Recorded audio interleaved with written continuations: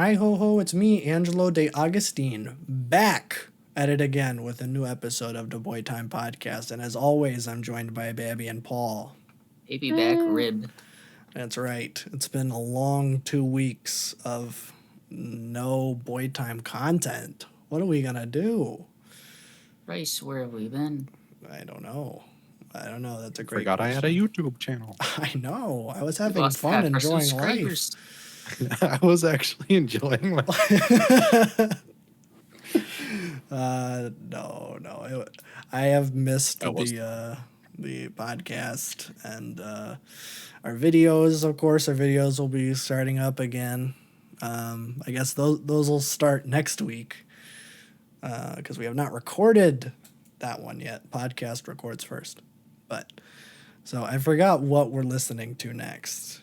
But Neutral Milk Hotel. oh yeah, Neutral Milk Hotel. That's right. That's my pick. So yeah, we'll be listening to that for next week. So that's pretty cool, I think. But for now we do have a podcast, and what a podcast it's going to be. I watched a lot of things on my days off, a lot of movies. I have 9. Wait, is that true? 9. 8 actually. I watched 8 feature-length films, and I watched all of the last season of Succession, which we may or may not save for next week. See how much time we have. I feel like we're going to have a lot to say about it, and I also just finished it today.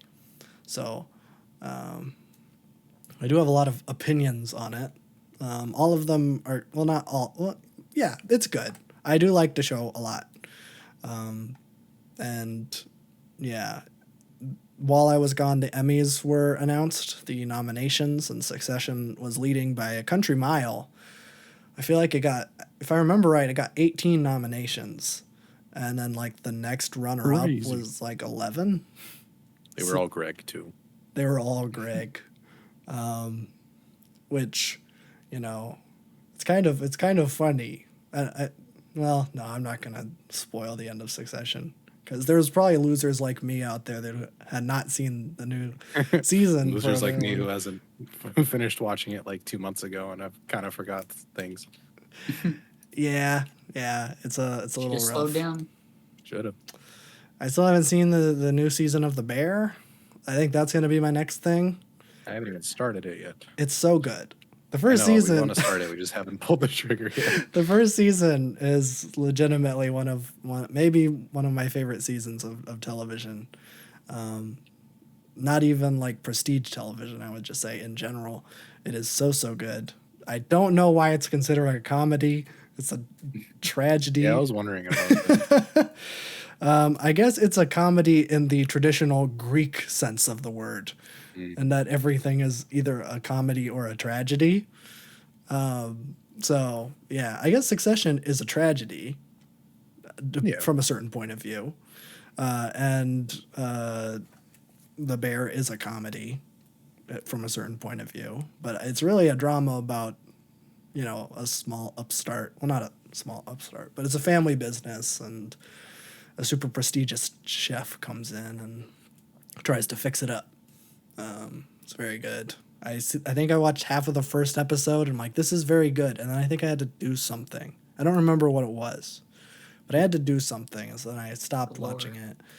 And then I'm like, I'll just watch it on the trip. But then Hulu doesn't let you download things. So Of course. couldn't do that. Why would you get benefits with your streaming service? That's a great question. But, Max does. So one of the very few perks of having Max. Good on Max. That might not work, but you can download things if you can get it to work. That's right. And, they did just recently add the 1933 smash hit King Kong, so maybe there is something for everyone. So I watched all of Succession and a bunch of films on, I think almost all of them were on Max. There was one Netflix one that I watched, which I am not going to have much to say about, to the dismay of probably a lot of people, especially considering that we talk a lot about animation. I guess we'll start with that one. Although, I guess we usually go to news. We'll do news first. Because there isn't a whole lot. But the one little bit of show news I did want to quickly address before jumping into the movie part is that a new Adventure Time spin-off show was announced. Fiona and Cake. So it's going to be a series.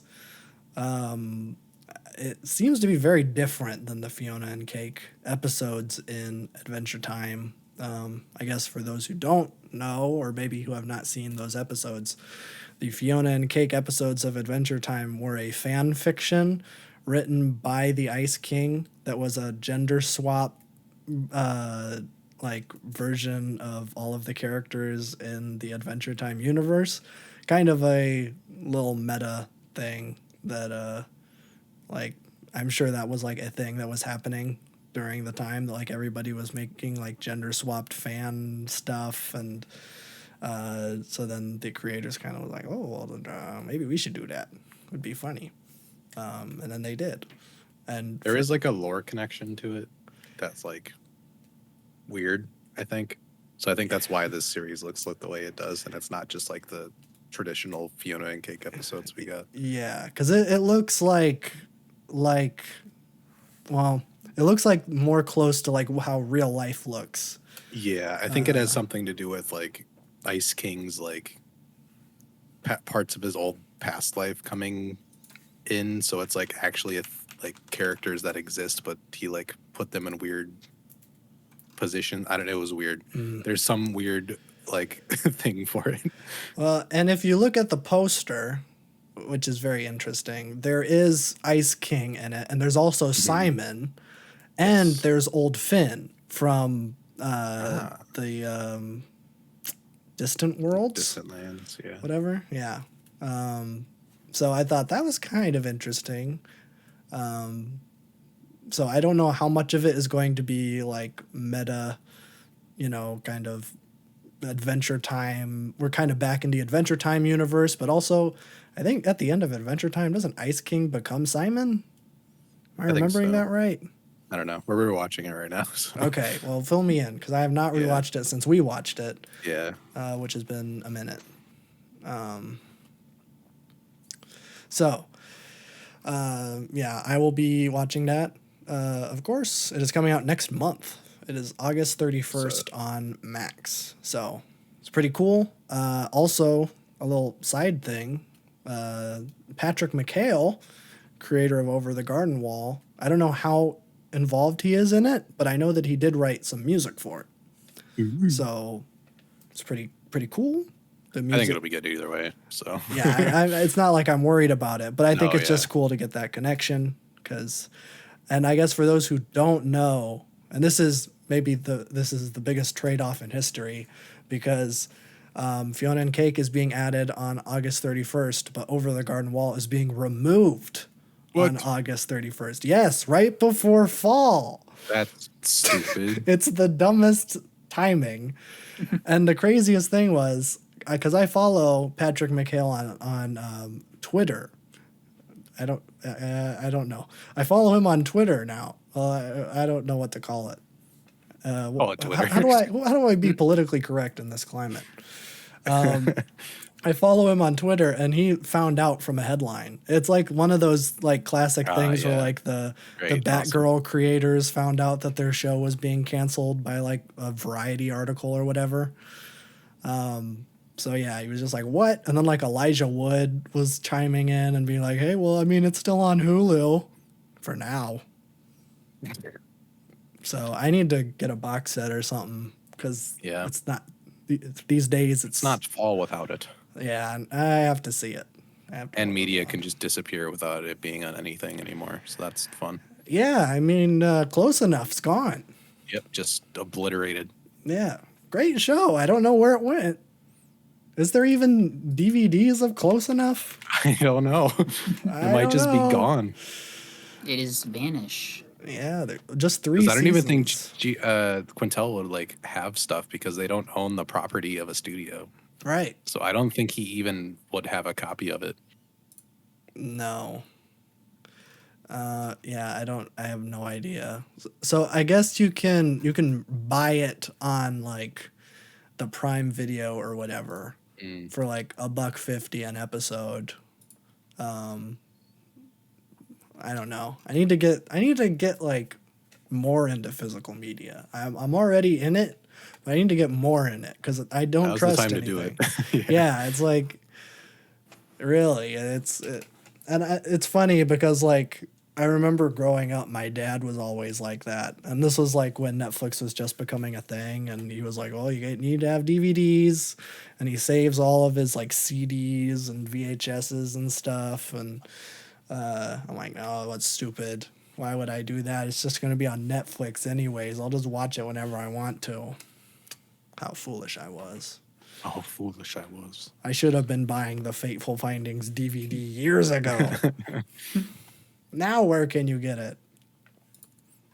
That one is on Amazon, by the On way. its website. Well, and yes, on his website. You have to go to the specific website to order it, though. Of course. You should make neilbreen.com. He should. He's big enough. He's got name recognition. Well, yeah. I don't know if you have seen his next movie is getting like, I don't want to say a wide release, but as wide a release that a Neil Breen movie can get. Interesting. Yeah, like a bunch of indie theaters, like all over the country, are playing it. Our friend Grant, who lives out in Seattle, he was telling me that like his friend that he works with was like legitimately talking about going to see it because it was in like an indie theater that they go to. And like they're just like, oh, it's this new thing. I've heard some stuff about it. I don't know anything about this guy Neil Breen. And then Grant had like Vietnam flashbacks, like She's like, Neil "Oh, Breen. no." So yeah, it is a sequel to Twisted Pair. It's called Cade the Tortured Crossing.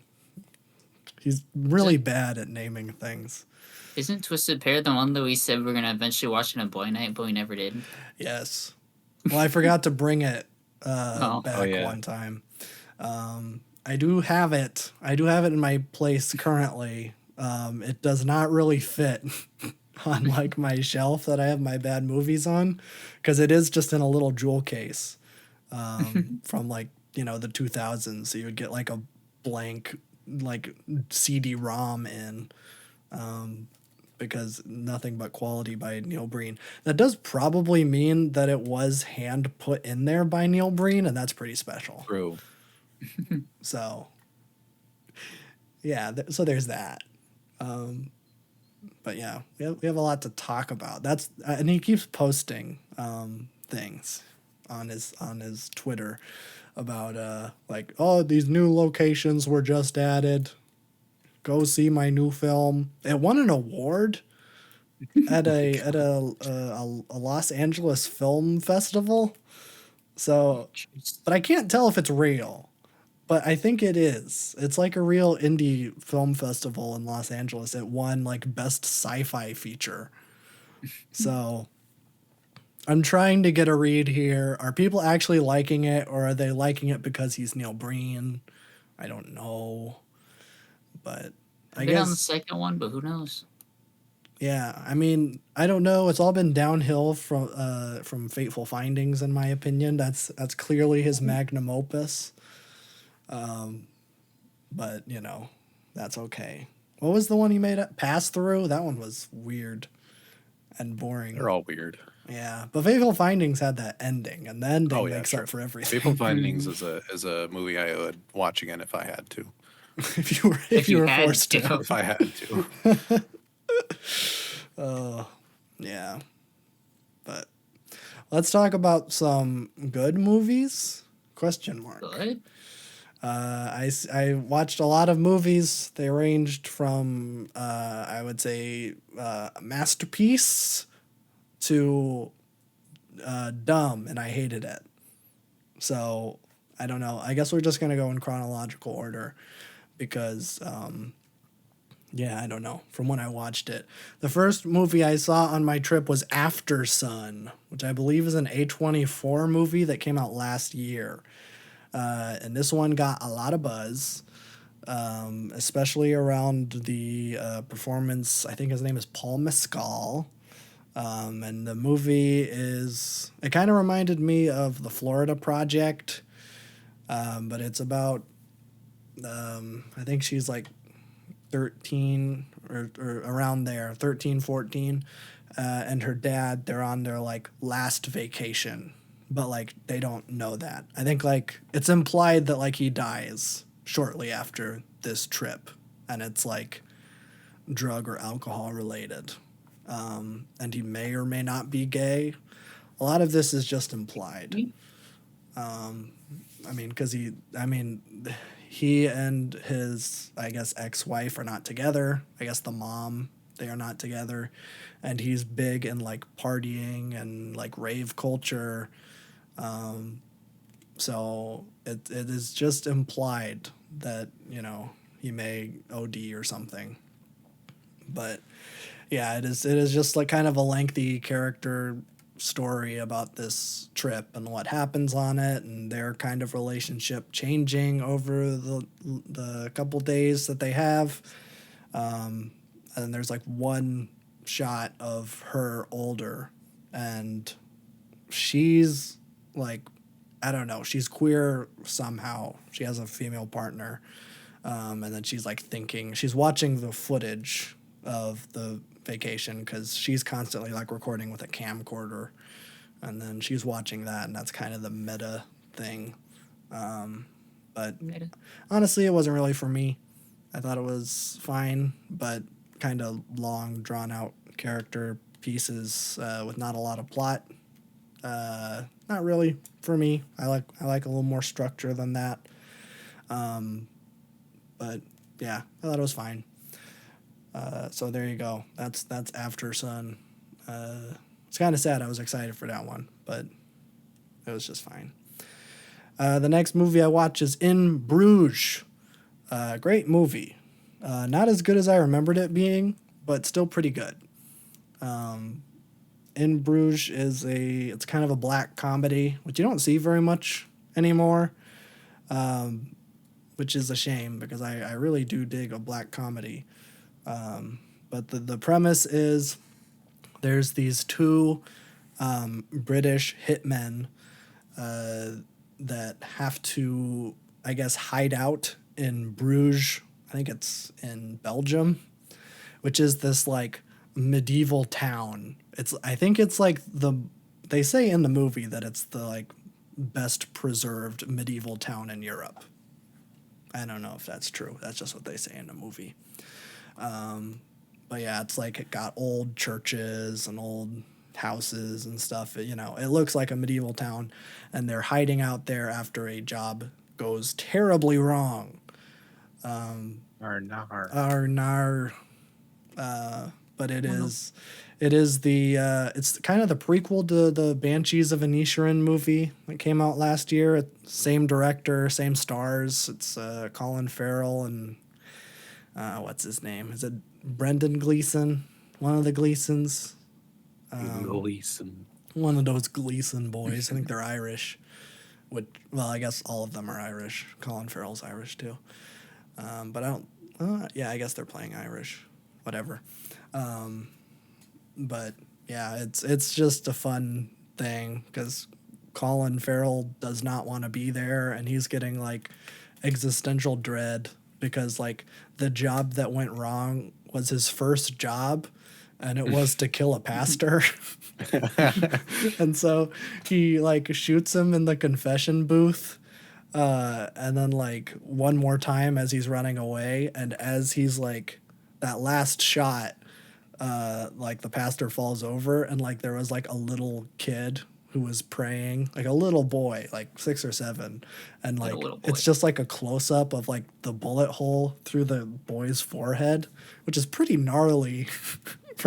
I guess just a movie in general, but like pretty gnarly. It's haha comedy. In a hee hee ha ha comedy, it's kind of a shocking image, which it is supposed to be. So he's kind of like wrestling with the guilt of having killed a child while also just hating the town. He thinks it's so corny and lame. And meanwhile, Brendan Gleeson's just like having a good time. He loves everything.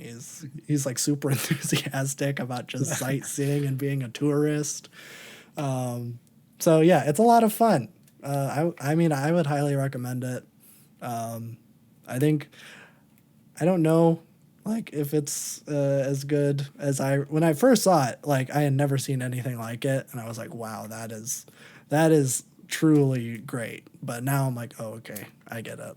I have seen better One stuff. mythics. I've seen Snatch, and Snatch is just, I love Snatch, which maybe sounds bad if you don't know that is a movie. But yeah, I don't know. So yeah, check out In Bruges. It's very good. It's a good 4-star movie, I would say. So, especially if you're into that, there's some good stuff. The next up was the only Netflix movie. It's a Netflix original movie. It's called Nimona. This one has been getting a lot of buzz, especially in the animation world. It has a pretty high. I forgot that existed. What?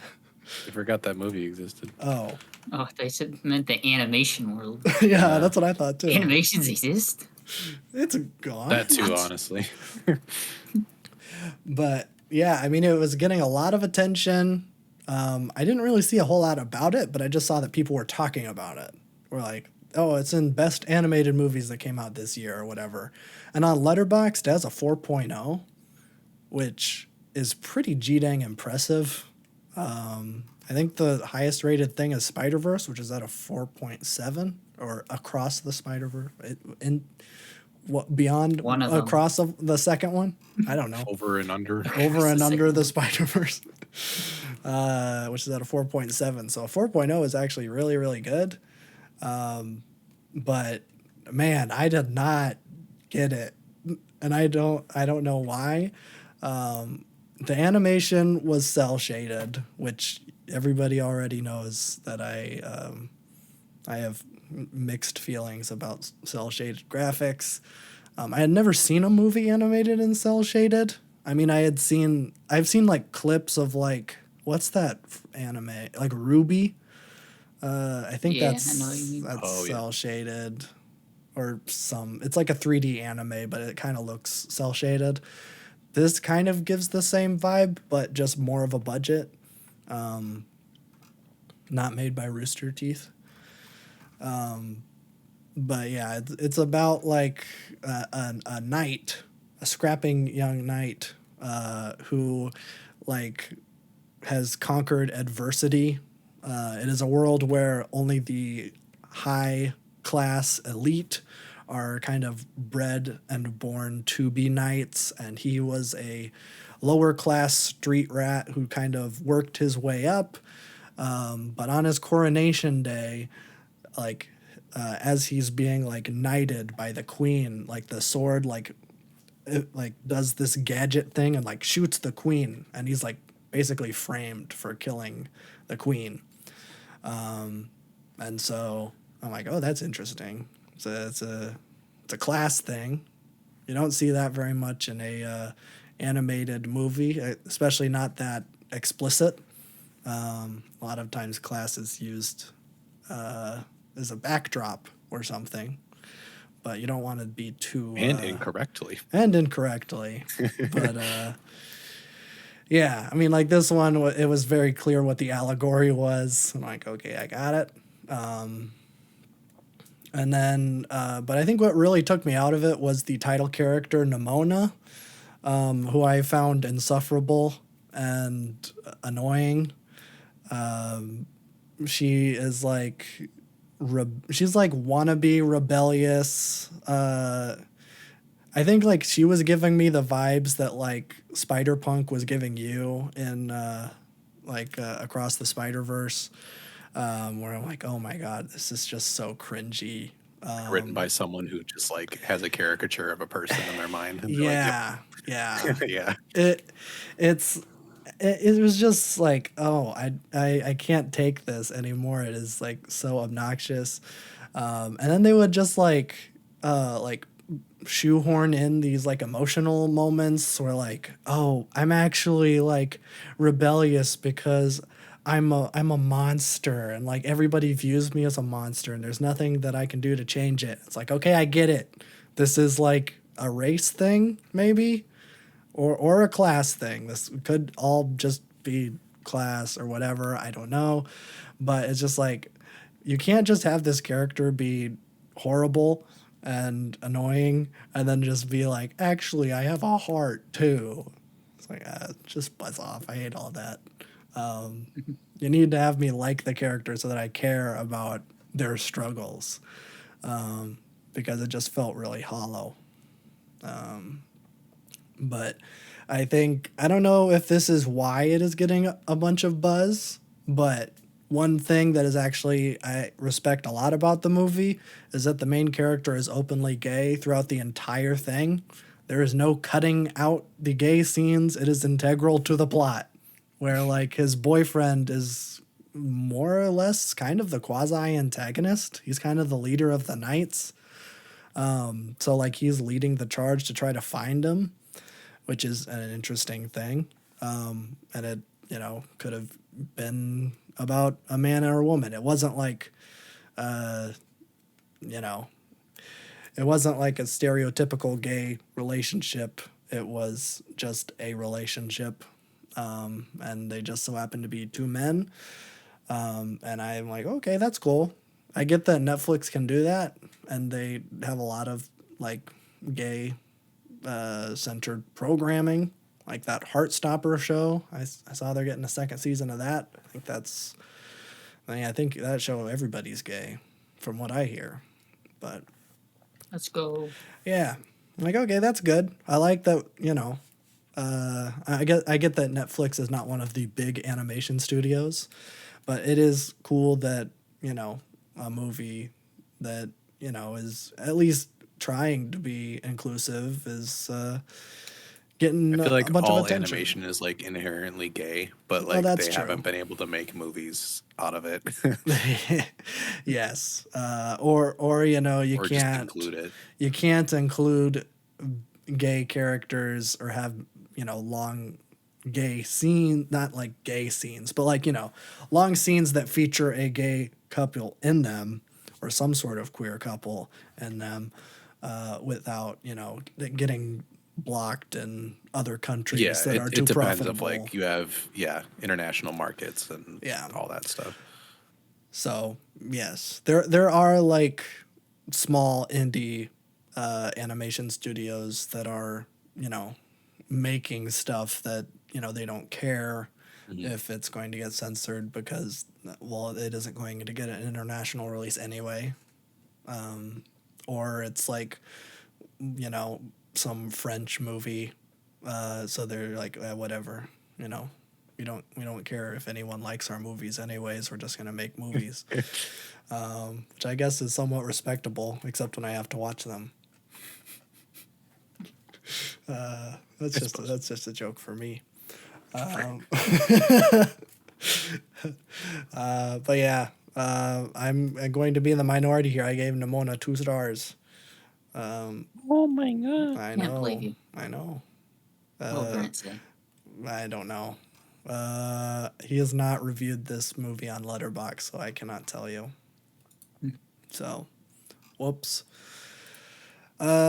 Next up, I watched Dumb and Dumber. Oh god! Because Why did you do that? well, I had to. It's on the poster. Oh, okay. And I was like, why is it on the poster? That's a great question. It is stupid, and it's I like hated one of the it. worst comedies like of all time. I would agree. Which is funny because immediately after that I watched Tommy Boy, which is legitimately a great comedy. But I'll talk about that later. But yeah, Dumb and Dumber.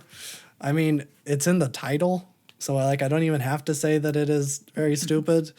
But again, I feel like this kind of had the same problem for me that Nimona did, where there are these two characters that are super obnoxious, and I don't like them, and all of the times they're off the screen are the parts that I liked. but unfortunately they're the protagonists, so they're on the screen for most of the movie. And there's two of them. And there's two of them. And then there's like some heartstring moments, or like they break up, and I'm like, I'm not sad. I don't care about any of this. So yeah, just all of the emotional beats worked. And I want to point out a plot hole that has bugged me so much since I watched this movie, which I realize is not high art, but it has been bothering me, and I've been thinking about it since I've seen the movie. But for those who have seen it, or it's, whatever, it's been a while, or you've never seen it, it's like a road trip movie. They're trying to get to, I forget what town it is. It's like it's a ski resort, I think, in Northern California. Is it Fresno? I don't know. Sounds like Fresno. I don't know why. I have no idea. I don't know why Fresno sounds right. It just does. It does. That do be a town in California. I don't know if that's true, but they're I think going it's to in the north, so it's kind of mountainous. I think. Yeah, they're going to a ski resort in a Northern California town, and it is a road trip movie, where they are trying to deliver the briefcase to a lady who left a briefcase in the airport when Jim Carrey was a driver, like a taxi driver, but then he lost his job because he stormed the jet terminal thing.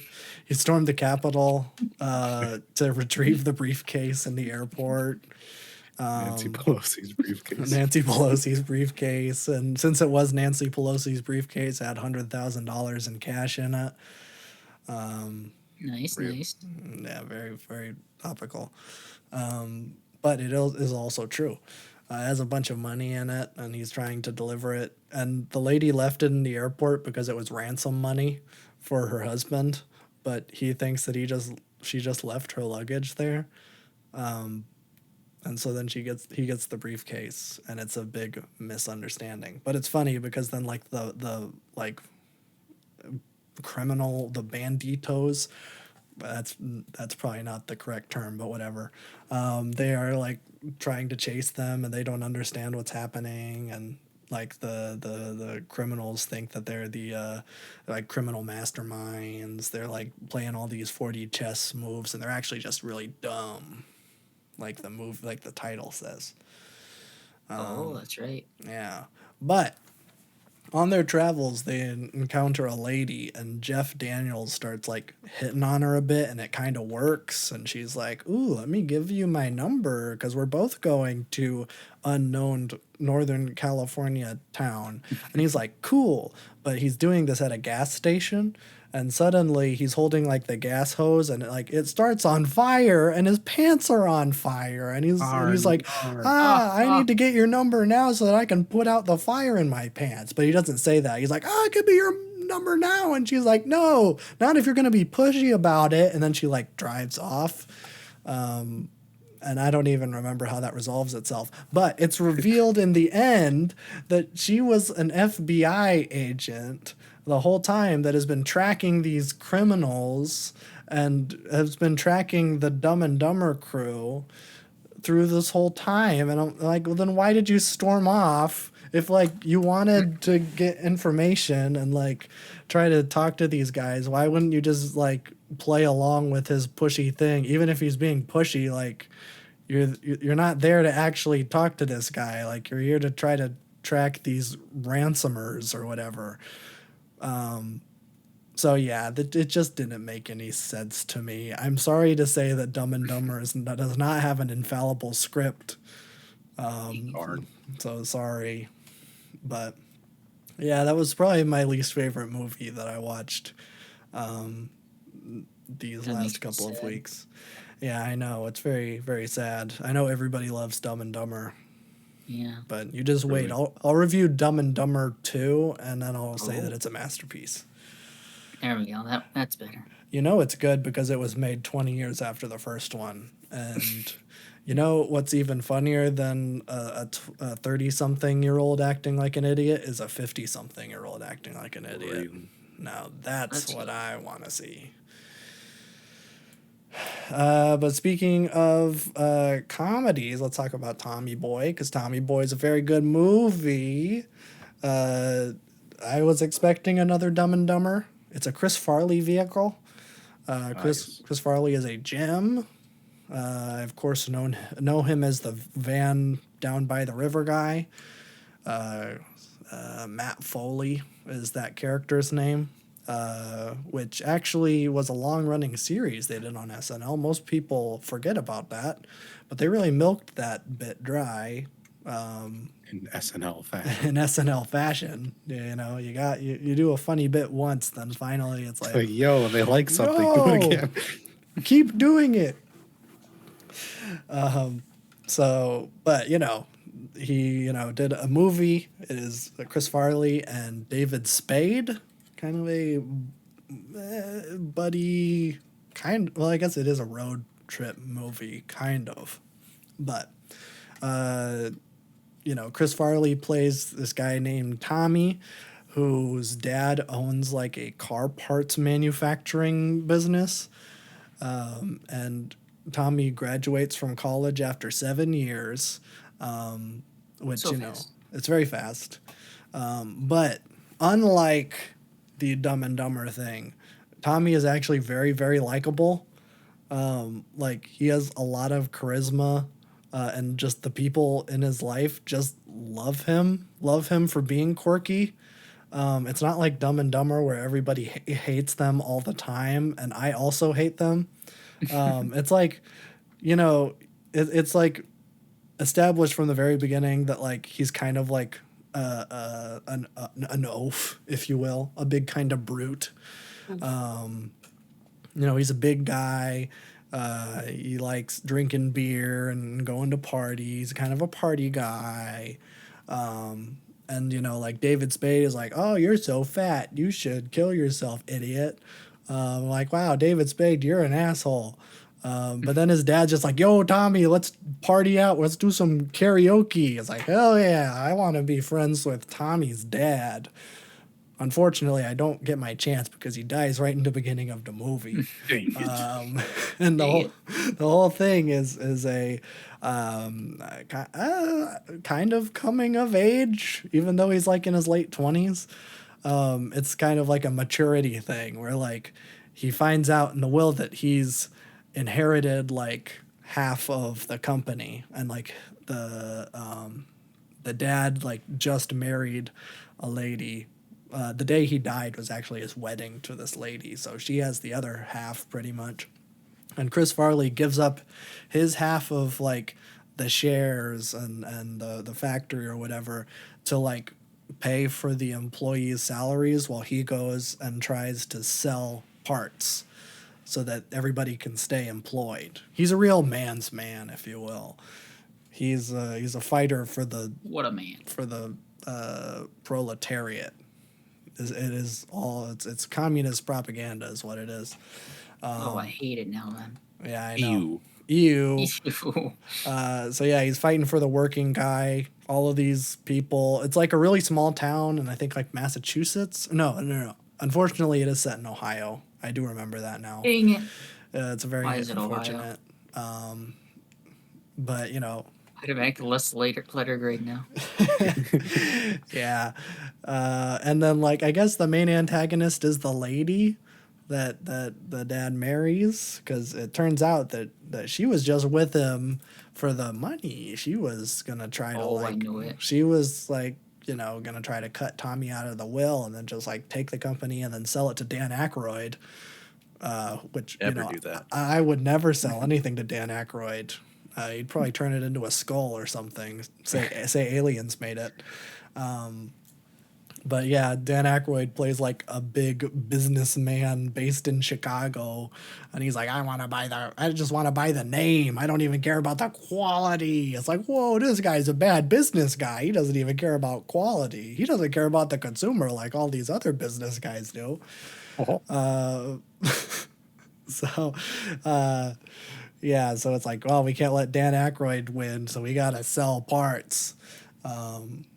But yeah, it's a very, very, very good movie. Chris Farley gives a great performance. where there are those kind of comedic moments, but also you do kind of you learn to love the guy. He's a sweetie. And David Spade just becomes less of an asshole over time, but not really. But he's always kind of mean. I don't know why David Spade was just like the mean guy in this movie, when everyone else is just so nice. Maybe that's like the contrast. They're like, oh, everyone loves Tommy, so we need one guy who's just always calling him fat. I'm like, well, that it just doesn't. It just feels could weird. Do you though? You don't need it, but it was the '90s, so God dang 90s. body shaming was in that year. So Yeah. yeah, so yeah. I hate to say 90s kid. I went through that. Yeah, I know. It's very tough. But yeah, that was Tommy Boy. I mean, I would highly recommend it. It's very good. I don't remember if there was anything that stood out as being like out of touch or like, didn't age very well, besides like all the, oh, you're fat. Ha ha. That's like first Got of them. Yeah. The you're fat was probably all the Coke bloat that Chris Farley was experiencing right before he died of a Coke overdose. So maybe not in best taste, to make fun of a man's disability, but it is funny. So that. But it did make a good comedy. It did make a good comedy, and it was very good. So, yeah, I'd recommend Tommy Boy. It's not on Max anymore. I watched it the day before it was removed. So, sorry, I don't know. This is why you need to buy it on Blu-ray.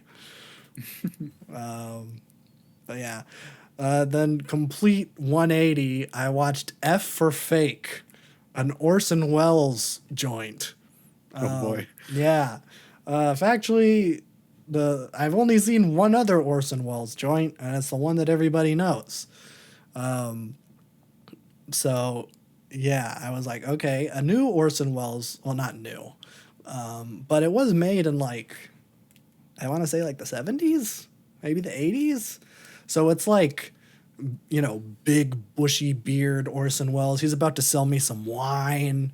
He's getting ready to voice his line as Optimus Prime in the Transformers movie.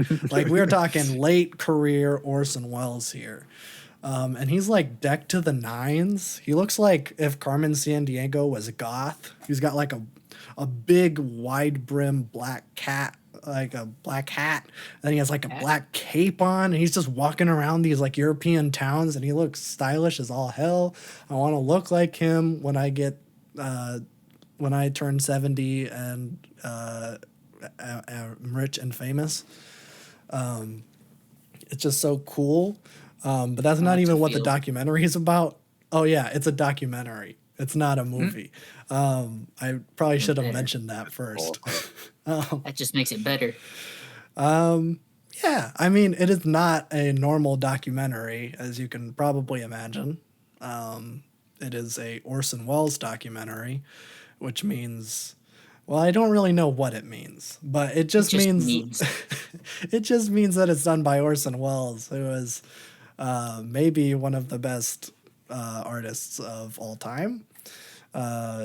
So it is very weird and witty, and it is maybe a little bit existential for a documentary. I guess on the surface, the documentary is about art forgery. In the 70s, there was, I'm forgetting this guy's name. They say it like a million times in the documentary. I need to look it up.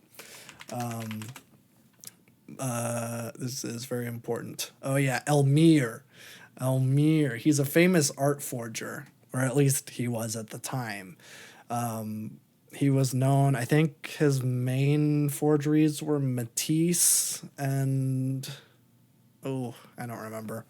But suffice to say is that he forged like a bunch of really famous paintings, and like to the point where like by then, like they were nearly indistinguishable from like the real works. And it was kind of crazy because like Picasso saw like a bunch of Elmire's works and like like only he was able to tell that like, oh, that one wasn't me. Like everyone, like all the art experts and stuff, like everybody was able to you know, point him like, I know that's a real Picasso. You can tell because of blah blah blah blah blah. And it's like, no, actually, that was just some random French dude that lives in like a small little coastal town. But yeah, so it's about this guy, and it's about, uh, man, there's like way too many names here. This other guy who wrote a biography about Elmire and kind of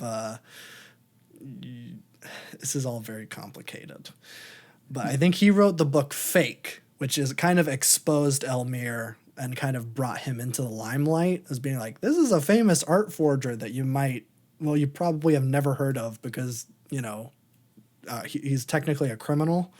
So he's not exactly going around saying I'm an art forger. So he wrote this biography about him. I think later, and I think after the documentary came out, he was imprisoned and then he killed himself because he didn't want to live in jail. So I guess kind of a sad story. You know, yeah, that's true. But then the guy who wrote his biography turned around and like, I think, because it is never explicitly said what he does, but I think what he does is he writes an autobiography, he releases an autobiography by Hugh Hefner, and Hugh Hefner did not write it. This guy wrote it. So like this guy who just like exposed Elmire for being like a famous forger forged an entire biography by Hugh Hefner, and like Hugh Hefner was like suing him. So like all of this was going on as Orson Welles was doing this documentary on Elmire. So it was just kind of like, you know, a big old coincidence. But it's very interesting. Like, honestly, that was the stuff I didn't care about really.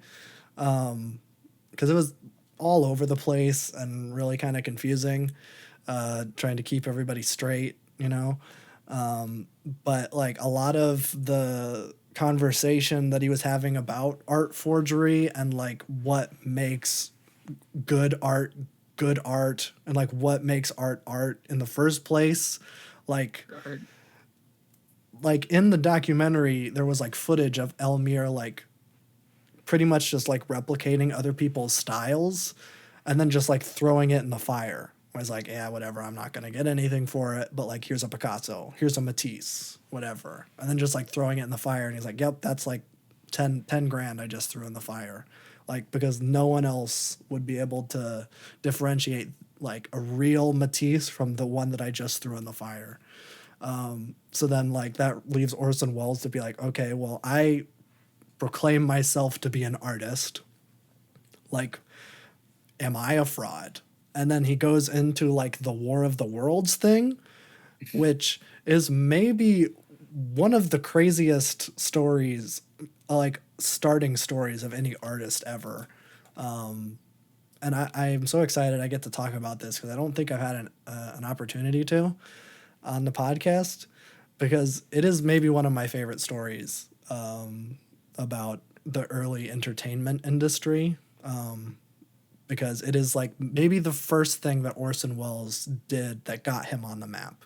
Because he started off in Ireland, he was a stage performer, and then he eventually got a job in the States doing his stage productions on radio, which was a fairly new thing at the time. Now, Orson Welles wanted to do an adaptation of the book War of the Worlds, which is, you know, a alien invasion book. But he wanted to do it a little bit different. He didn't want it to be like a play or anything. The way he did it, and it's kind of crazy that the studio just let him do this, but the way he did it was he basically scripted a bunch of like news broadcasts to go out over regularly scheduled radio broadcasts that were basically just saying that aliens were invading. And it wasn't like overtly like a joke. It would be like if you listen to those broadcasts, like they just sound like regular news broadcasts. So like it confused a lot of people. And that's something he brings up in the movie, where he's like, "Am I a fraud? Because this is literally how I started, by tricking a bunch of people into thinking that aliens were invading, when it was just a play I was doing on the radio." But yeah, I think like someone in California like came forward and like or like ran into a police station and like made these accusations that she was assaulted by aliens, and like a bunch of people like went into bunkers and whatever. Like people were like freaking out for probably the whole day because Orson Welles was just doing this big goof on national broadcast. And so he talks about that in the documentary, and like what fraud, what is fake, which is very, very interesting. So if you want to know more about Orson Welles, and you don't just want to like read the Wikipedia page or whatever, there's a lot of insight on his early stuff, and kind of there's a little bit of Kane in there, just a little bit, like just a kiss of Kane in this. Like I think it's only an hour 20. It's pretty short. No, it's an hour 35, but still, that's relatively short in today's mainstream. Everything is 3 hours these days, so an hour 30 is like nothing. But yeah, there's a little bit of Kane, and I don't remember if he talks about. He does briefly bring up the studio thing. For those who don't know, Orson Welles had a long-running beef with the studio system, because he made his first movie, and that was Citizen Kane, and it was widely regarded to be one of the best movies of all time. Or I guess back then it would have just been one of the best movies, because movies had only been around for like 20 years. But it was still like a landmark thing in production. And people still love it, and I do appreciate it. It's not one of my favorites ever, but it's pretty good. But he followed that up, and I need to pull up his IMDb, because I don't know the name of it, because it not as The Magnificent Ambersons is his second movie. And the thing that was different about his second movie than his first is that his first movie he was given final cut, which is pretty much unheard of. Even now, like directors or the kind of main creatives do not usually get final cut of their movies. So, the editors come in, and then the directors are working with the editors through the whole process, but then it's shown to the studio heads. And if the studio heads want it changed, it's pretty much going to get changed. They'll go around the director or whatever. They'll do whatever they need to get it changed so that it'll play the right market, which is pretty g-dang devious. And that is exactly what they did to The Magnificent Ambersons, to the point where they changed the entire ending of the movie. And that cut, Orson Welles' cut of that movie, is lost. Like they destroyed that footage. They destroyed that cut of the movie. So we will never ever see the Orson Welles cut of The Magnificent Ambersons, and the handful of people that saw it said it was better than Kane. So that's good to hear. Unfortunate. Yeah. He had a long-running beef with the studio system after that, where he's like, "Oh, this whole studio thing is bullshit. Like, what do these suits know?" Which is true. Still true. It's still true. It's still true. And that happened in 1942. So it has been true for 80 years. Nothing has changed. So, yeah, kind of crazy. But he does briefly talk about like that.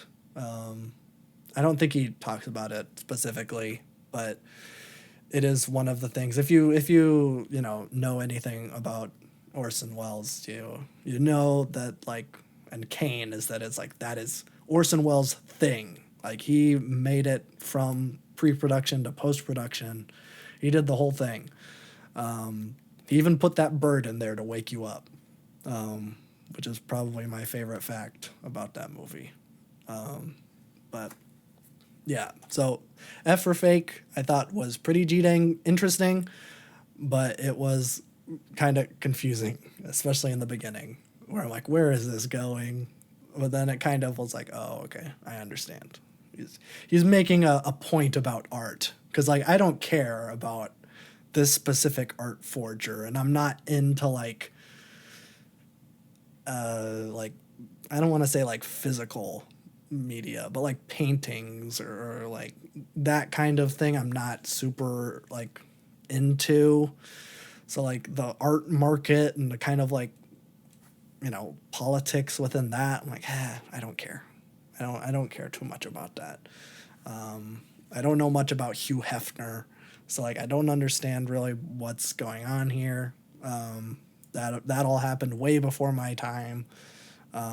So yeah, but you know the Orson Welles stuff was interesting, so I would say that it's worth the watch, and it's on Max, and it's short, and it'll definitely keep you engaged. There is like so many weird editing choices in it, where it's just like constant stuff is happening, to the point where maybe it's a little confusing, but it is good.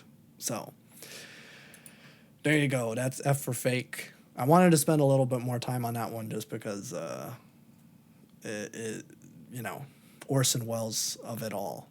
So there we go. I have two more. I probably won't talk about them for very much, just because I don't think there's a lot that hasn't already been said about them. The second to last movie I watched was To Sir with Love, a Sidney Poitier vehicle. I don't know if I'm saying that right, but Sidney Poitier, I believe, 60s.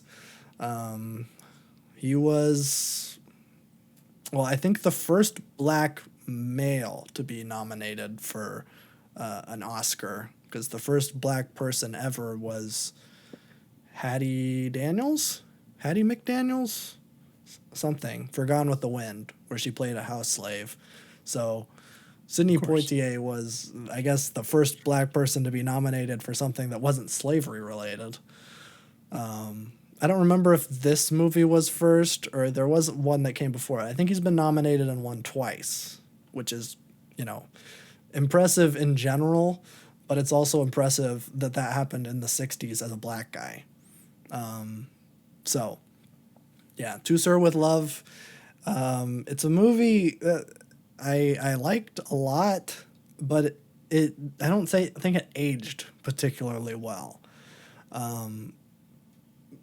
because the whole crux of it is that this guy, he's an engineer, but because you know he's a black guy, he's not getting any work as an engineer anywhere. Like everywhere that he would be working, it would be like a construction site for manual labor, and he doesn't want to do that because he's smart and he has these degrees and he wants to work. And he's in England. First mistake. First mistake, of course. But he gets a job just to get by as a teacher in, is it the West End? Is that the bad part of London? Who knows? It's all the bad part. Well, that's true. But there's like the kind of like, I guess, the slum part of London where, If I had to guess, it's probably the southern, because isn't that a thing where the southern part of a city is usually the worst? Or is that just the American thing, because suburbs? I have no idea. I don't know. I remember hearing that somewhere for some reason. It's definitely an American thing. I don't know if it transfers over. Let me see. I think it's East End. The East That part. was close. One direction off. Yeah, just the other one. But yeah, it's a movie about this guy who, like, you know, kind of turns these rascally kids into reformed kind of I don't want to say like, oh, there's like gentlemen and ladies. He's like, I'm going to call you all Miss or Miss or Just that one Mister. season of The Wire. Gentlemen. Yeah, kind of actually. But it's more like generalized. It's the whole class. It's not for kids. Your mic? Yeah, on accident. Way to Come point on. it out for a whole crowd. It's been 2 weeks. I don't It remember was how to loud. do A bit rusty. It was so loud. My ear. this. Oh, I'm sorry. And I think it's like a thing that like all of the kids at this school were like expelled from other schools. So it's kind of like this is the rejects school, and it's basically their last class before they graduate. And so he kind of takes it upon himself to kind of, I'm going to turn these kids' life around because I wanna be a good teacher. And it's like, okay, that's kind of cool. Like a lot of the a lot of the stuff that he teaches them is outdated, but it is kind of interesting because he does talk about like how his race has impacted him. And in I think this 67 in England, I don't know how it was. I don't know much about all that over there, but I thought that was very interesting. But there is an arc, and I don't know how to feel about this. There is an arc where one of the female students falls in love with him, and he rejects it, but over the course of the movie, they get closer. And I'm like, why is this a thing? Stop. No, stop. She is 17. Stop. No. Wait a year. Got the anime plot line. Yeah, pretty much. But it's a good movie. I just don't think it aged particularly well, but I did like it.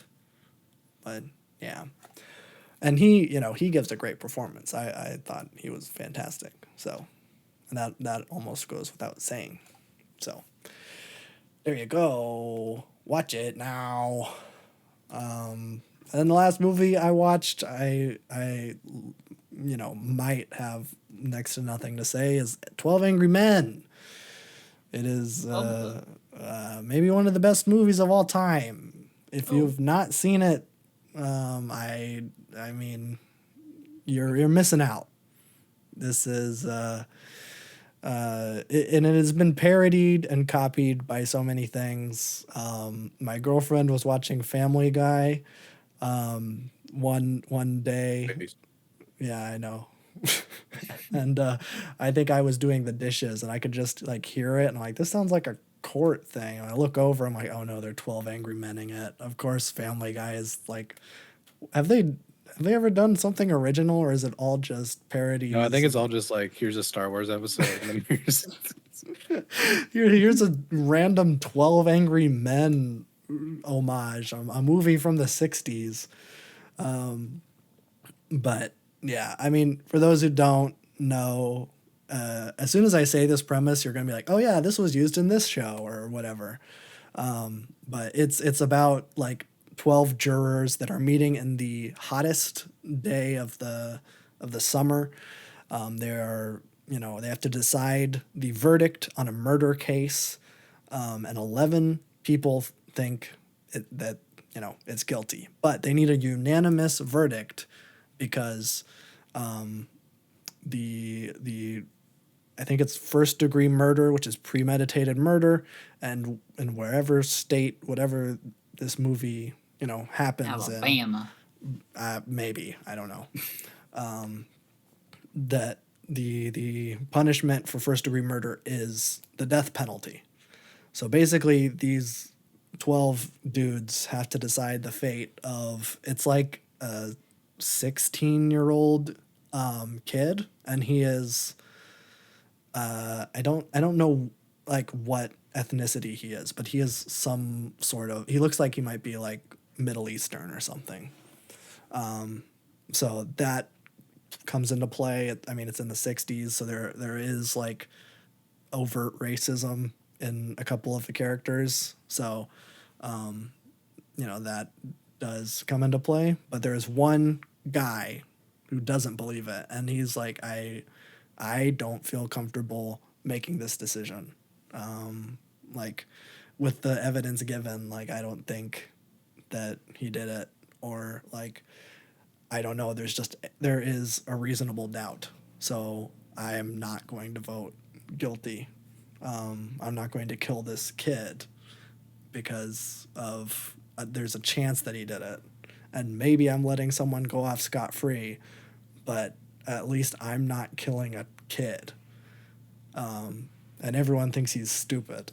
And they're like, "Ah, what are you talking about? The case was open and shut." And so then the whole movie, very much like Alfred Hitchcock's Rear Window, it all takes place in one room. It's all just this jury deliberation table. And, slowly over time, he starts winning more and more people over. And, like, that's kind of the whole thing. So, Debate lorded himself into a decision. That's crazy. yeah, it's pretty cool. And there is, like, and maybe one of my favorite moments of the whole movie is there is this older guy, an older angry guy. I mean, they're all angry. Not really. I don't know why it's called 12 Angry Men, because there's only a couple angry men. But I guess 2 angry men and 10 reasonable men is not as catchy a title. But yeah, one angry guy, he kind of just goes off on like a racist tirade where he's just like, "We know how these people act. It's in their blood. There's nothing they can do about it."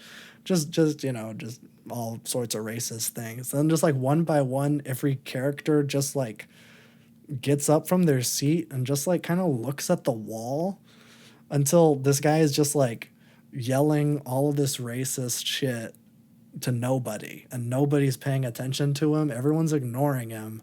And then once he realizes that nobody cares and that nobody is listening to him, he just kind of like shuts down and like just stares out the window for like the rest of the movie. Which is, I don't know. I'm like, that's just, I don't know. It's cool. It's a good kind of representation. That's like all these angry racist people, and it kind of works. Like, I don't want to say it works more now than it did then, but like it works like as like a good representation for like how angry racist people just like scream at each other on Twitter, and it's like by engaging with them, you're kind of fueling their fire and getting them more agitated and stuff, giving them that attention that they want, and like maybe just by turning around and staring at the wall, maybe they'd shut up, which probably wouldn't. It's just the meme where there's like a group of people and then one person says something stupid and then they do the giant thumbs up and just go back. Oh yeah, yeah. But yeah, Perfect. I don't know. I was like, I have not seen this movie in a while. I know a lot of people still think it's really great, but is it? Yes, it is. Legitimately, it is. It is maybe one of the best movies of all time. I do have it on the Criterion Collection release. I probably will listen to one of the commentary tracks, rewatch it sometime soon, because I need to do that more with the Criterion releases that I have. I think I'm going to rewatch Wall-E with the director commentary on, because I'm sure that's very, very insightful. So that's it. That's all the movies I watched. It was a lot. Nice. Didn't even watch Barbie. Not yet. You didn't. We were going to, but I have been very, very tired. And my girlfriend has also been very, very tired, and I told her that I would wait to see it. So there's that. We'll talk about it next week. We'll talk about it next week. I think we're going to go see it on Friday, hopefully, according to plan. We also planned on seeing it on Sunday and yesterday, and didn't see it, but it's fine. It's fine. It's not one of those where I need to see it on opening weekend. So You need to see it now. And I'm also not going to see Oppenheimer. Oppenheimer. I think I've decided. I'm like, I'm just Oppa Gangnam Style. Oppa. If it was called Oppa Gangnam Style and it was about the atomic bomb, I would of course see it. But unfortunately, it's not. How could they ruin it? Yeah. I think Yeah. you'll enjoy it, Barbie. That's what everyone who has seen it is telling It was me. like it was as good as you could get for a movie that is just like blatantly a company like we're gonna use every single one of our toys as an IP. Yes. It's gonna be the thing where it's like you get a good director to like make a genuinely good movie, and then all the rest of them are gonna be garbage. Yeah, I don't like. Is that Fast and Furious? I don't know if I'd even call the first one a good movie. No, it's more like Marvel, where it's like they made like a True. really or like Iron Avengers, Man where is it like blew great. up, and then all of a sudden just like bam. Yeah. Because like, I mean, Mattel has literally said they're gonna make it's like a multi-billion-dollar Yeah. investment. They're gonna do it with all their toys. There's like So 50 or so movies they have announced. it's gonna be awful. Oh yeah, no, So and I don't was think it worth it getting this like pretty good one for all of those? Probably not. no. But it was enjoyable. Yeah, There wasn't anything overtly wrong with it. no, I don't think. I mean, I'm not going in expecting that it's going to be the best movie No. ever. It's a No. Barbie movie. And it's not like some Greta Gerwig like feminist masterpiece. It's just like a very enjoyable movie Okay. with some light commentary that like most people should know already. Okay. But I mean, Feminist it's propaganda. pretty good. No, it's Yeah. not communist propaganda. Oh, feminist propaganda. Yeah, feminist. Yeah, it's the most baseline feminist message you could possibly get. So you're not gonna like break new ground with this thing. Okay, because I've seen a lot Funnily of. enough, like this movie was banned in Vietnam because of the map that they show, Oh yeah, in Taiwan. Yeah. and in Taiwan. Yeah. Yeah, which was really weird. It's just like a map in the background that is not accurate at all. Yeah, I forget what it was. It was something to specifically. do with a border dispute. Yeah. But I thought it was funny. Like, why that? Actually, don't ask me how. I don't know how, but I think I know reasons for both. For Taiwan, I don't think Taiwan's on the map at all. And then for Vietnam, it shows, you know how China and Vietnam and literally everyone in Southeast Asia, like China says all of your water is now mine in the ocean there. Yeah, It for some reason showed that all that water like belonged to China with like those like dotted well, the map lines. doesn't even have countries labeled. It's just continents. And it's just like a giant blob. So I don't know why that became a thing, but Do you think that whatever. maybe People it in did Vietnam have, don't need a Barbie movie. They're Well, fine. that's true. Did like do you think that it did have countries and stuff and then it got blocked and then they Maybe. re-edited it? I don't know.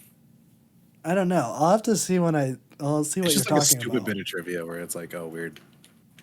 Yeah. That's the thing, even though it's like literally does not matter at all. But Yeah, that's true. Yeah, we'll talk about it next yeah, week. we'll talk about it next week. We'll talk I'll about probably also Succession see and Oppenheimer Barbie. this weekend, so we'll talk about that. Yeah, my girlfriend's like, "Are you gonna see Oppenheimer?" And I'm like, "I'm not gonna drag you to it, and I'm probably not gonna see it." She's like, "I'm gonna see it by myself." Got him. Okay, you can do that. I think We'll probably Yeah, watch it this weekend. Now you legally have to go. no, I'm not. I'm not going to. Yes. I think I've just decided I'm done with Christopher Nolan. I think it's gonna take something It's over. like spectacular to get me back. I think I just hate him. I think that's what I've come down to. I just hate his entire attitude on the industry. Where it's like you've only seen my movies if you've seen it in theaters, or It's true, though. if you buy it on Blu-ray. That's the only way to experience my movies. And it's like, Yeah, I'm not seeing it in IMAX. I'm just going to my Greg Marcus theater. yeah, well, you gotta just go see Greg Marcus.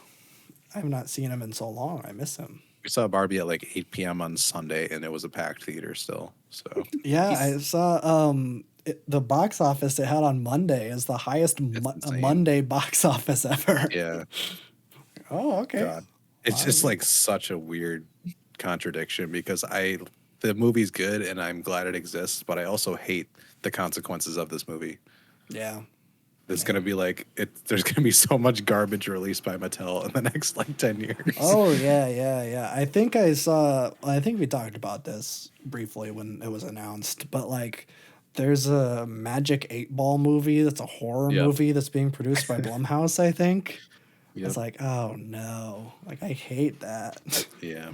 Blumhouse, who is also doing The Exorcist, the new Exorcist movie that is coming out that looks Are bad. they doing the FNAF movie too? Yes. Let's go. What aren't they doing? I don't know. Making good movies.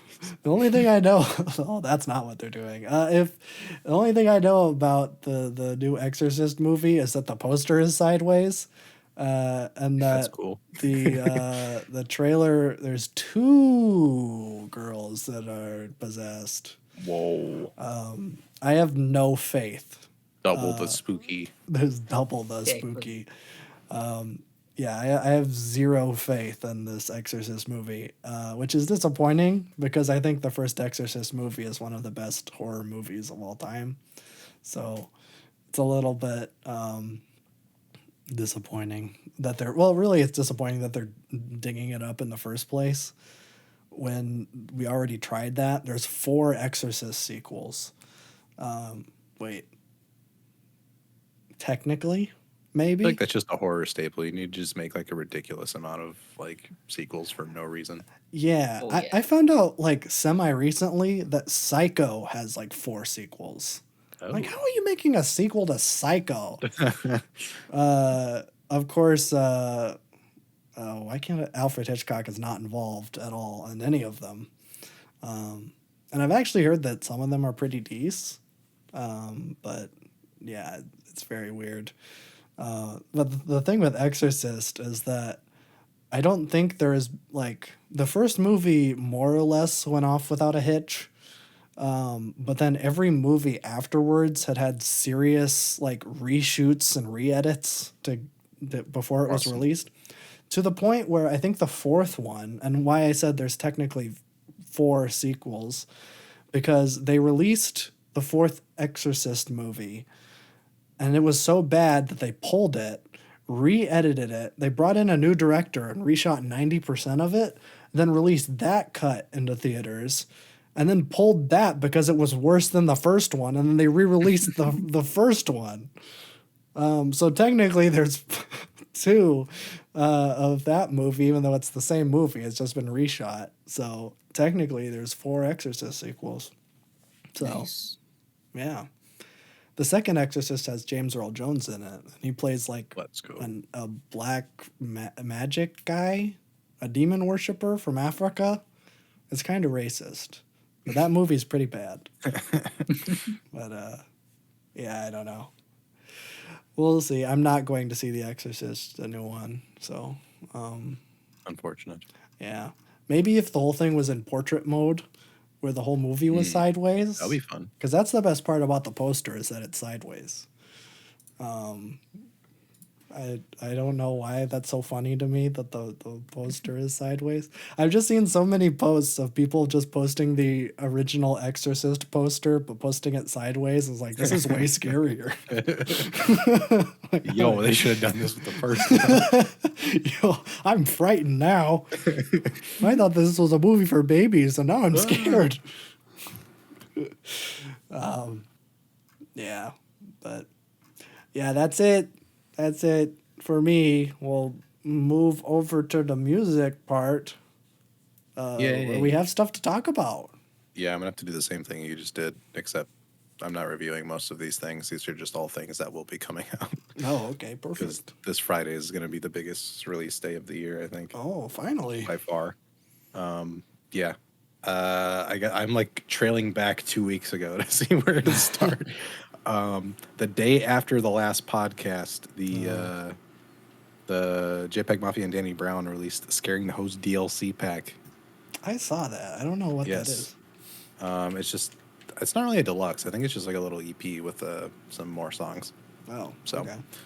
they're pretty decent. There's not anything that like is better than the original album. Yeah. I think Hermanos gets kind of close, but the rest, I mean, they're decent. I like that they're just having fun and releasing stuff. Yeah. That's all I can really ask for. And the song titles are great. The last song is just no, like 37 times, Which is good. Yeah, and the first second you hear on the EP is the SpongeBob sample, where he's like, "I'm ready, oh no, you wait, and then the song just starts. I'm like, yep, this is definitely what I thought was gonna happen. So pretty decent. I think Hermanos is definitely the best song here.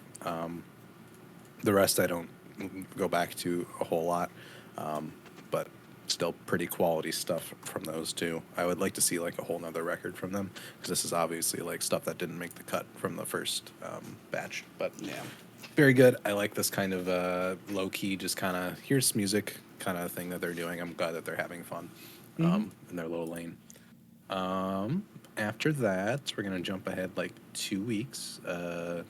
So Fatboy Sharif and Steel Tip Dove released an album. I think this is their first, or at least Fatboy Sharif's first on Backwoods, which is Billy Wood's label. I've heard a little bit of him from features, but never like a full solo song. So this album's Decay. It is very different. This is definitely like artsy experimental hip hop, which I enjoy. I think it's a good record, but I don't know how often I would ever listen to this. His voice for me is something that's a little like hard to get used to. It's kind of crazy because he sounds like a DJ Screw chopped and screwed voice, like when you slow down the track, or for Zoomers, slowed and reverbed, which isn't actually that, just for reference. So it sounds like he's like pitched down and really slow. And it's really hard to understand him because of that, because I don't know if it's just my hearing, but like that really low register, I can't make out words. So he's kind of just like crooning and doing some really cool flows over these like really ominous, off-putting instrumentals. So the vibe of the album's pretty great. I just wish I could hear what he's saying, because I know that there's some really cool lyricism going on in here. But I don't want to pull up Genius while I listen to the album so I can hear what they're saying. Yeah. So it's pretty good. Still Tip Dove's production is great. I've definitely become more of a fan of him as he's been releasing more stuff with Backwoods. But yeah, so it's pretty good. I don't know how much I'm going to go back to it. It's definitely the most unique hip hop album I've heard in a while. But there's definitely some standout songs. So that might grow on me eventually. But as of now, it's like, this is really cool, but it's not for me because like I can't understand the lyrics. And after like, 30 minutes of like the super like low voice, with like the enunciation doesn't come through very well. It just feels like you're listening to a drone almost. It's weird. But still very good. The beats are awesome. The flow of it's really nice too. So solid stuff from them. Slowdive has another single out, Skin in the Game, as their second single from the new album coming out in September, I think. This one's fantastic. Both the singles have been amazing. It's kind of crazy how they've held up this quality since like 91. I'd still want to listen to their self-titled from 2017, but I don't know. It might be fun to do a reaction to this one, the new one. Yeah. Just because like I feel like you'd enjoy it. It's very like, you can tell that it's modern indie pop, indie rock, but it does have that slow dive twist still to it, and the songs just really are fantastic. So that might be a good one to do. Sure. But those were the things I listened to. I also listened to the new Blur album, The Ballad of Darren. Pretty solid. I didn't know how Blur was going to sound because, again, I don't know what's up with like 90s bands and releasing new stuff this year. But this is their first album in 8 years. Pretty good. It definitely plays more into Britpop. 13's amazing. It's a lot more experimental, art rocky, trip hoppy. This one is a lot more standard indie rock, Britpop. The vocals definitely sound like it is a 50-some-year-old man with a heavy British accent. So some people might be turned off by that. I think it works well. But production's great. Flow of the album is really good. It does take a little bit to get into. The first 2 or 3 songs take me a little bit to kind of get into it. But by the time it hits Russian strings at track 4, it's pretty great. So it's been really nice to have on in the background. I do want to give a little bit more attention to it at a later date, but yeah, it's pretty good. It's always weird with these bands that have been around for a while because like there's so many things that could be a dud or could be a hit. So But looking at their discography, they seem like they've gotten a pretty solid review track record across their career. So, yeah, I think this is definitely better than the the Gorillaz album that came out this year. People are definitely going towards Blur more than Gorillaz out of that, which is kind of surprising, honestly. Yeah. But pretty good. And then Nas released, surprise released a Magic 2 this past week. I have not listened to it yet. I have this weird thing with Nas recently where it's like I respect and really like his last 4 albums. He's been on a really good streak. But the issue is like once I listen to it once, I barely go back to it again.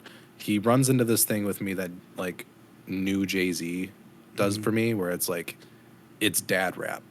Yeah. Like this man is like 2 generations above me. I can't really relate to it anymore. Like Illmatic and it was written like I can obviously like still get with because those albums are kind of timeless. Yeah. Especially Illmatic. But like King's Disease onwards, it's like it is dad rap. It is like I have beat the game and this is like my DLC run and here's all the learnings I've gotten from it. It's just like not stuff that I want to really listen to. Yeah. It's like I'm not in that point in life where it's like this is the vibe I want to go for. But with that being said, Hit Boy's been doing fantastic with him, and they've all been really quality projects, and I think this one's no different based on what I've been hearing. But I'm not going to go out and listen to him out of my way. I might listen to it eventually just to see what's going on. But yeah, there's just a lyrical disconnect. Sure. But I mean, the pen ability is still fantastic. It's kind of rare for someone like, again, from the 90s coming back and not doing just one album run, like 5 album runs of really, really, really quality stuff. So that is pretty magical, pun intended. Haha. So those are all the things I listened to. I believe there might have been some things that were missing, but it's been a couple of weeks. But things that are coming out, there is a lot coming out. A lot happened. Oh. So I don't know where I want to start here. We'll start with No Name. No Name's releasing a new album. Hopefully, if she gets off of social media before she gets angry and cancels it. So fingers crossed, she's releasing a new album, Sundial. Apparently it's supposed to come out on August 11th. Very, very, very excited for this. No Name is amazing. Room 25 and Telephone are both really, really great albums. Definitely plays more into that jazz rap, but I mean, lyricism is fantastic. She's kind of had this thing where she's been not really making music. She gets really angry with her fan base regularly, which is understandable. I get it, but she just like cannot like just be chill for a day. But I mean, amazing music. So, yeah, I mean, like I'm looking at the page for it, and like the first thing in the news thing is like No Name threatens to scrap album release after backlash to Jay Electronica feature. Yeah. Oh, perfect. Yeah, but I'm very excited for this. There's some fantastic features on this thing. You got Erin Allen Kane, which is been she's been popping up on more rappers' albums, which is really nice. Jay Electronica, and there's a Billy Woods song on here, which is gonna be amazing. That's not something that I would have thought of, but like that's fantastic. I'm glad those two know of each other. This should give Billy Woods some more push, since No Name is pretty popular in the rap scene. We also have Common on there. Yeah, so definitely looking forward to this. I think it'll be really, really good. But that's in August. Travi Patty is releasing Utopia this Friday, I believe. Yes. I saw you had the That's been Weeknd kind of rumored. song. Yeah. People were saying that's kind of mid. I have not listened to it. I have not either. I don't know. The Weeknd's been giving me weird vibes for a while. Yeah, since this whole TV show. Yeah, it's weird. He's doing the whole MF Doom thing. Yeah, Like, I don't know is what's that? going on. I don't know. We'll see what he does next. But Yeah. I'll probably give Utopia a listen. I mean, Astroworld's pretty great. So I'm sure they'll have some quality stuff here. I don't like Travis Scott as a person, but I'm still going to listen to the music because, he does know how to make the music. So we'll see how that is. Apparently he's releasing a film alongside it. Oh, perfect. Have no idea what it's about or anything, but apparently that's a thing people do now. So that'll be coming out this Friday. That's something Carly Rae people do. Jepsen. Carly Rae Jepsen releasing another album this Friday as well, The Loveliest Time, which I'm guessing is a sequel to The Loneliest Time. Yeah. I think it's like a B-side, but not B-side record, if that makes sense. Like a no thank you. Yes. Yeah. It's like, I feel like Emotion. I guess she hasn't. Yeah, she's did Dedicated and then Dedicated Side B, but they were both like good. So this might be pretty good. I did like The Loneliest Time quite a bit. I don't go back to it too much just because it is like a very specific vibe. Yeah. And I feel like I got sick of Jack Antonoff for a while because he just was on everything, and I started to get bored of his style because it's very apparent when he does production. This is true. But I mean, still pretty good. So I'll give that a listen. Mitski back. New album is The Land is Inhospitable and So Are We. Fun. So that's definitely a Mitski album title. Yeah. I don't know when it's coming out. I saw one thing say it's coming out this Friday, but I kind of doubt that since we don't have a cover or anything unless she just kind of like surprise drops it. Maybe. I think it's also rumored that Ethel Cain's going to be on it. So if you couldn't make a Mitski record more sad, they're going to do it. There we go. So that's coming out relatively soon, I believe. Next, we got a quote-unquote new group. They're not really new. Injury Reserve is no longer going by Injury Reserve after the death of one of their members.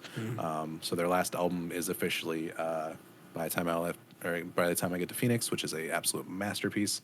But they are going by a new name now, By Storm, which is the last song on the last album they made. So it's just going to be the duo now. They have a single coming out this Friday, I believe. So very excited to see what they do with that. I do hope they lean into the style of the last album because that is something completely unique. This kind of post-rap, I'm calling it. So very excited to see what they do. I'm glad they're still making music together as a duo, at least. It's a very rough situation, but I'm glad they're still together making music because like they had an absolute gem with their last two records. So definitely excited for that. We'll see what that's all about. Spelling is also coming back. Spelling had a really, really, really fantastic art pop album in, I believe, 2020. 2021, The Turning Wheel. Love this record. Definitely, like, this was my Kate Bush before I actually listened to Kate Bush and realized how similar they kind of were. She's just as, like, erratic and, like, crazy and off the wall in a really fantastic way. So she has a new one coming out, Spelling and the Mystery School, which is a really cool name for a backing band. So I'm hoping this is like live instrumentation. So very excited for that. That comes out end of August. So I'll be looking out for that one. Post Melon, self-titled album, comes out this Friday. That is true. Don't know if I'm going to listen to it. I don't know either. Maybe. I will see the reviews first and make an informed decision if I want to do that to myself or not. Yeah, I don't know. It sounds like it's going to be another pop record, though. Yeah. It's like, I think he released a couple singles, but I don't know how many more pop records that like are, because I mean they always sound pretty decent on first listen, but like I just have no interest in ever going back to any of them. Yeah, I remember we'll see. I listened to Chemical. I thought that one was pretty good. And then I don't even think I got through the entire Morning, which is the second single he did, and it's 2.5 minutes long. And he also released another one. Overdrive, I think. Yeah. There's 17 tracks on here too, man. Oh boy. I hope it's not like a Drake album where it's like an hour and 20. I don't think so. All these songs, Overdrive and Morning, are both 2:27. Oh yeah, we're good then. Yeah. Probably like 43 minutes. Yeah, but that's still too much. That's too much. We'll see. Yeah. But that'll be one that like if people talk about it positively, I might check out. But I'm not really planning on it. Yeah. Yeah. Aphex Twin is also releasing an EP this Friday, so that'll be interesting. I'm not even gonna try to say what it is. It's Aphex Twin. There's nothing's ever simple about it. But it looks like there's 4 songs on it, so might be pretty decent. Might give that a listen eventually. And the the big announcement for this week, for me at least, was the new Arm & Hammer album coming out September 29th. They don't sleep. I don't understand. Billy Woods has like the best track record in hip hop, like of modern, of modern like rappers. He has like the best trajectory, and he just doesn't stop making music. And now there's another Arm & Hammer one coming. The album title is even more strange. It's "We Buy Diabetic Test Strips." I have no idea what that means. Is that a Philip K. Dick title? I mean, it sounds like it. But features, we got a lot of Pink Sifu. We got Soul Glow members on here. Curly Castro, More Mother, the usual cast. So very, very excited for this. Song titles are crazy. Second track is called "Woke Up and Asked Siri How I'm Gonna Die," and then the track right after that is "The Flexible Unreliability of Time and Memory." It's gonna be, yeah. So very excited for that. We already had a near perfect Billy Woods album this year, so I mean I've kind of hit my quota already, but I'll take more. So very excited for that. I'm hoping they do a single for that eventually, just to give an idea of where they're headed. But yeah, I think that's everything. That was a lot of things. Most of them things I haven't listened to yet because all of them are coming out this Friday. So big ol' release day. I don't think I'm going to get to everything for next pod, but I will try. Yeah. The Barbie album also came out, I guess, but that's... I got to listen to the Ice Spice and Nicki Minaj song. They used a lot of the soundtrack songs in the movie, too. Like, too many. Too many? There were too many music montages, but we'll talk about that next week. We'll get there. It's like the whole first half of the movie was like dialogue for 5 minutes, play a song, and then more. It's just weird. Yeah. There's also a new album out by Agriculture, self-titled. This is on the Flenser, so Chat Piles label, which is apparently a black gaze and black metal album. So I might listen to that for next week too. I've been meaning to check that one out. So. Is that like RuPaul or something? Yeah. Something like that. Okay. Black gaze is like the weirdest genre name. Yeah. It's just black metal shoegaze. I should just call it that. Black gaze. Yeah. Okay. I never heard that. Yeah. It's not like the most out there genre usually. Yeah. Did I talk about the new Drake album? No. There's a new Drake album coming. Yeah, there's a new Drake album coming. It's called For All the Dogs.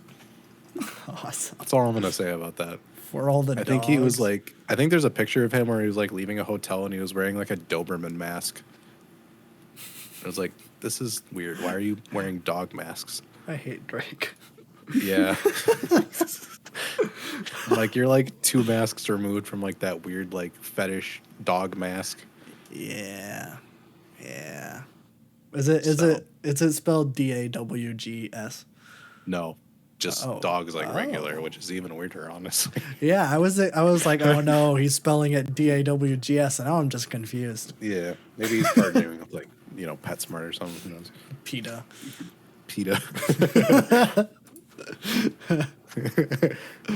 Hey yo, stop killing animals. Did you know that 90% of the animals that walk through... Pusha T comes in with a diss. It was like, PETA kills 90% of animals that walk through their door. That'd be sick. That would be pretty sick. That is it for music. Yeah. Other segment this week, I figured we were going to have a lot of things to talk about, so I did not do an extensive thing at all. I will do that next week, most likely. But this week, I wanted to... Yes. We probably could, honestly. Next week's going to be a big one, too, I think. Yeah. But big boy. This week, I wanted to talk on... It's old news at this point, but we'll bring it up on the podcast. The SAG-AFTRA strike. It's still going on. It Bryan is still Cranston going on, just so gave it a is still speech. relevant. Awesome. Yeah. But yes, the SAG-AFTRA union has decided to strike, and this is kind of pairing up with the Writers Guild from earlier that we talked about. So basically, they're kind of, it's almost the same things that they want. with the Writers Guild. There's a lot of overlap here, but there is a key thing where SAG-AFTRA is mostly actors, so now you have actors and writers on strike, which is fantastic. That gives even more leverage to those two. But the main thing they were kind of asking for was obviously money, so they want to provide better compensation and benefits for its members. Residuals, so current residual payments don't reflect the value of member contributions. The union said they undercut by inflation and by a streaming ecosystem, which producers pay less residual income than traditional exhibition models. This is essentially similar to like how an artist gets paid through Spotify. It's like mere pennies almost. Yeah. There have been multiple actors that have came out and said like they have a whole Netflix series that gets millions of views and they receive like a $30 check of residuals, which is insane. Well, and they don't have to publicly release how they're performing. It isn't like cable where they have to release what their how many people are viewing it. Like Netflix can just say this is the highest streamed thing every time they release something. Yep. And no one can check it. Yes. Yep. Another big one here that is kind of in the writers one, but not as prominent, is generative AI. So the union's requesting that they provide protections for members against the misuse of AI, and a definition of accessible use of the technology or acceptable use. This is a big thing that's happening everywhere right now. I'm a marketer, so we are going through this currently. There is no guidelines or parameters around most of this stuff. People would just have to like take the risk of using it if they're going to use it, or just not use it. It's very weird. All industries are going to take advantage of this, and it's going to be really bad. But specifically for actors, this is going to be really bad because what these studios want to do is they want to kind of take background actors and give them a one-time payment and have them accept the kind of credibilities that they're like, all right, you get this money up front. We're going to put you in an AI as a background character, and we can use your likeness anywhere and everywhere without your permission and without giving you any money. Yes. Which is obviously horrible. So,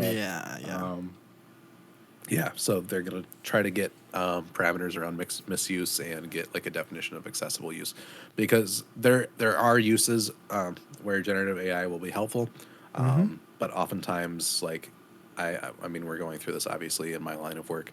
There's a lot of nuance to it, because like I've been in meetings with like the head of like Shutterstock's AI, and you see how these corporations kind of like talk about their product, and they're like, a lot of people use generative AI images to like just make up people, and I'm like, why would you make up people when there's stock imagery for cheaper? True. So there's a lot of things around like Shutterstock does a cool thing where it's like they use all of their stock photography and all of their people get like royalties from it. So I'm guessing that studios will eventually adopt a similar model once that happens. But it'll be interesting to see how it's used, because I mean, obviously we know that these are for-profit companies. The art is not going to be the first thing. So if they can get a cheap buck by using fake people in the backgrounds everywhere, they're obviously going to do it. Yes. So that's a big point of contention. I think a lot of the social media buzz about AI is like overblown, but stuff like this is absolutely critical to do right now. Yes. And I hope this carries over into other industries, because it's a headache and a half. Another one is self-tapes. Without regulations regarding self-tape auditions, SAG alleges that performers currently face an unfairly arduous casting process.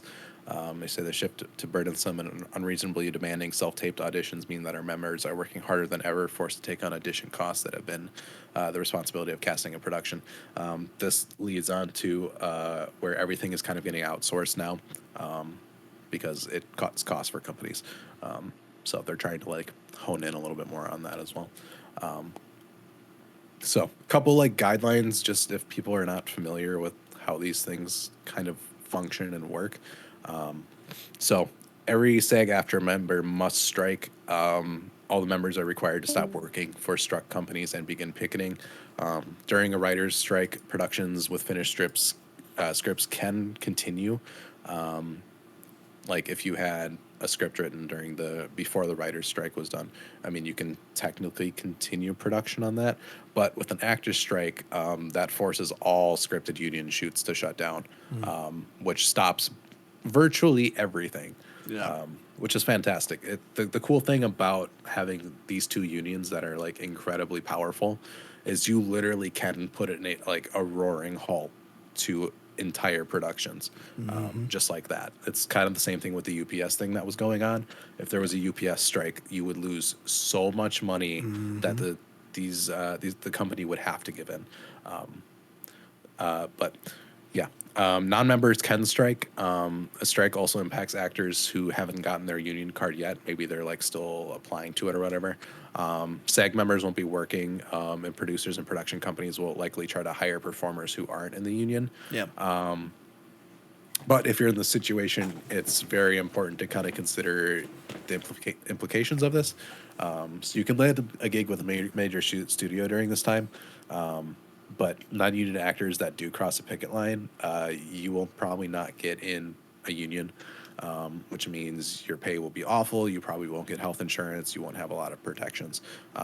So it is obviously majorly discouraged. Crossing a picket line is always not good at all. But especially if you are trying to get into the industry and like you see this as a gateway to like get a spot that you normally wouldn't get, this is not the time to do that. You will ruin your career before it even starts. Yeah. And especially because like SAG will in their process ask if you've ever worked on a production like during a strike or for a strike company or a struck company while you were working for it. So another interesting thing of this is like this is really it's cool to see because it's not something you often see in media.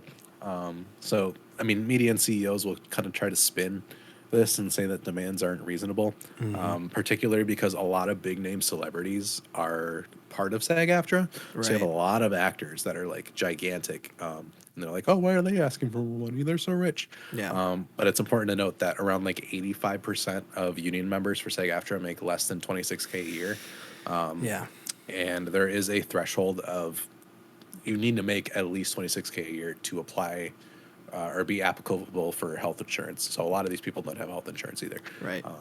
So this is not just like stuck up Hollywood actors not getting like an extra $3 million for their things. This is everyday people. There's a lot of just like middle class folks that work in Hollywood. It's not just like everybody's this huge loaded individual. There's so many parts and pieces that go into all these productions that it's kind of like redundant to like stop yourself at like, oh, Ryan Gosling wants more money.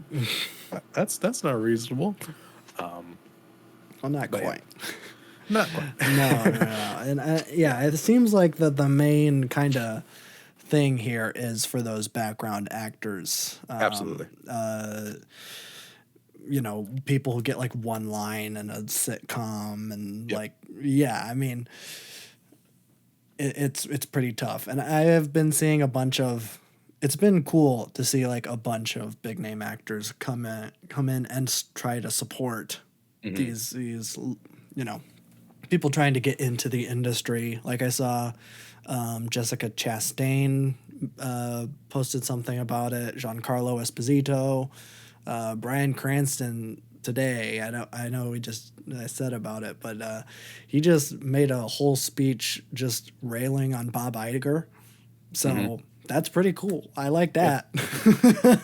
Yeah, no, it's really cool to see. Yeah. Especially since there's been like just a major like labor, I want to say militancy, but at least solidarity since the pandemic, which makes a lot of sense. People are getting more poor. The blatant kind of injustices and inequality is just brought to the surface more than it ever has been. But these strikes will win. It's like inevitable. It will happen. Studios are already bleeding. Every day that production is stopped is going to like give super like loss of profit in the long run, because these things don't only stop productions by the day, but like the more you halt it, the more it's going to be delayed. If you have a running show on cable television, that spot's going to get delayed. You're going to lose money on that. It's funny because one of the CEOs messed up. I don't know who it was, but they were doing an interview with some publication, and they said that their plan was to drive like these strikers to homelessness, and make them lose their houses and apartments. Which was, you're not supposed to say that loud part, No, no. the quiet part out loud. The caused like a massive surge in donations to the strike funds. But yeah, Yeah, I these saw- people are bloodthirsty. Like, I mean, Bob Iger, all of these people, like they Yeah. are not good people. They do not care about any of these actors, and their strategy is to bleed them dry, but it's not going to work because eventually, as these productions stay down, all that missed time is going to bleed into future quarters, and once you do that, that's when stockholders get nervous, and this entire thing runs on stockholders and Yeah. investors and all of this stuff. And if they're angry, then it's all gonna come down. Yeah. So they will win. It will be a thing. I don't know how long it's gonna last. Could be days, weeks, months. Who knows? But they will get what they're asking for. Yeah. Because it's too much of a gigantic business, and there's too many key actors here and key players in all realms that Yes. like it will not. I mean, you see like Netflix and all these like streaming services put out like really garbage shows, Yeah. but that's gonna come to everything, and people are eventually gonna notice that too. Yes. So Yes. yeah. And just a note, I don't think I need to say this, but the sliminess of this industry is not unique. This is just how capitalism works. Yeah. It's any way to maximize profits and take away rights from workers, deunionize everything. Any way to cut costs, increase the profit will be taken no matter what. Saw with UPS, they have a deal that hopefully is adequate for the Teamsters. If not, that might be a strike happening as well, and then we'll really see what the power of a strike can do. But it's cool to see all these labor movements kind of coming up. This has been the most activity we've had in a long time, so it's very cool to see. At least here, yeah. At least here, yeah. But it's cool to see because I mean, I it's weird. The mentality I have is like we are like in the end stage of this country. So I'm just like, Hopefully, yeah. I feel like things are just like the contradictions are becoming too big. I feel like something's going to snap eventually. So it's nice to see labor action being taken, just because it's been dead for a while. So Yeah. yeah. Yeah. I don't know. And to go back to like, have you seen the exact number? How much these studios are losing per day? Oh yeah, it's crazy. It's I don't have 44 it written million. down, but yeah. Yeah. Yeah. That's a lot, especially to Yes. shareholders. So Yeah.